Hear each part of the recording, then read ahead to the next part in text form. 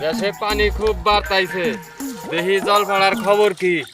আয় জলপাড়া বাইরে আমার সামনে আয়, দেখা দে জলপাড়া, দেখা দে। ডাকছা গে কবিরাজ? ক কিসের নিকে ডাকছা? তারে কম শুন থেকে ডাকতাইছি। দেশের অবস্থা কি? পানি খালি বাড়তাইছে, খবর কি? তুই ক জলপাড়া।